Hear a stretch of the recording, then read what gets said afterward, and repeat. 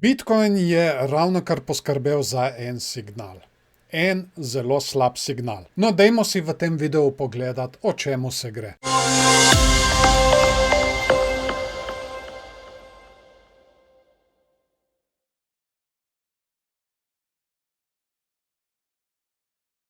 Wow, kar dva videa v enem dnevu. No, v bistvu, danes zjutraj smo imeli live, tako je, imamo novi live, sicer gre preko Patreona in potem je naknadno objavljen pozneje še na YouTubu. Tam bomo vsak dan gledali gibanje cen kriptovalut na manjših časovnih intervalih. Seveda, če se mi hočete pridružiti v živo, to bo vsako jutro ob 9 zjutraj na Patreonu, je povezava spodaj v pripetem komentarju. In pa seveda, da ne boste zamudili kakšnih novosti, ker pač redno spremljamo kriptovalute, se kar dajte naročiti na ta kanal, da ne boste zamudili kakšnega videa. Ok, zdaj pa dovolj o tem, dajmo si pogledati grafe. No, najprej si bomo ogledali tedenski graf, pa preidimo kar k temu signalu. Se spomnite, ko sem vam govoril, da jaz ostajam previdno pozitiven, vse dokler mi ne naredimo nižjega dna. In poglejte, kaj se je zdaj tukaj zgodilo. No, nismo še naredili nižjega dna, kar se tiče samih senc svečk, ampak kar se tiče samih teles svečk, kot vidimo tukaj, lahko oziroma v bistvu smo naredili nižje dno, čeprav samo za lasek. Tako da to vsekakor ni dober znak, ampak še vedno ni razlogov za paniko. Zakaj? Zato, ker do nekega odboja praktično mora biti. Zdaj tukaj očitno imamo neko podporo, tukaj smo jo testirali enkrat in zdaj jo testiramo že drugič. Ampak tudi v primeru te podpore bi jaz moral opozoriti na še nekaj. Kaj se lahko zgodi? Zdaj to je čista špekulacija.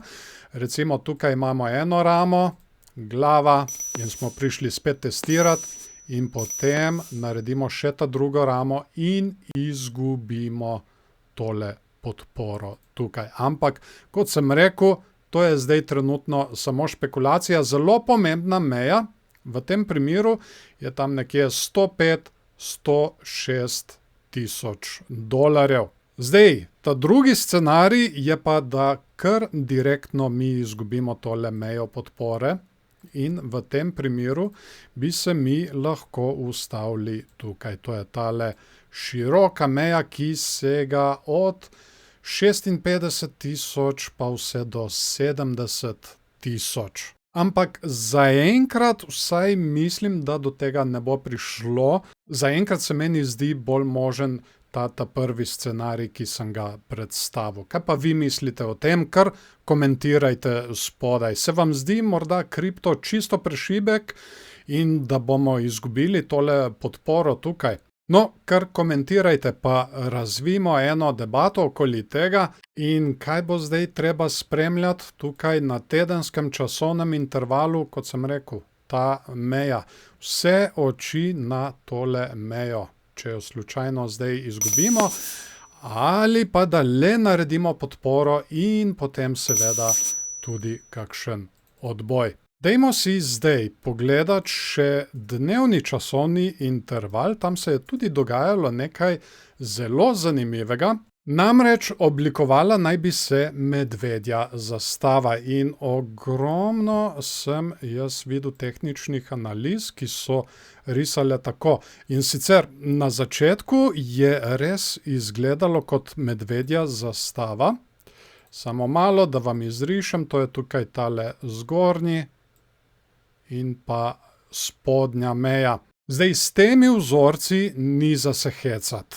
Tile se izvršijo v kar veliki večini in če skopiramo tale drog in ga prenesemo sem na mesto preboja, bi lahko mi preko tega droga prišli vse dol do tam nekje 47 tisoč. Ampak, kar se je zgodilo, naslednje je bilo to, da se je v bistvu tale vzorec še naprej razvijal in po mojem mnenju, ampak tukaj poudarjam, po mojem mnenju, se je tukaj razvilo nekaj drugega. Če jaz povežem te vrhove in pa tale dna tukaj, vidite, kako se vse lepo sklada.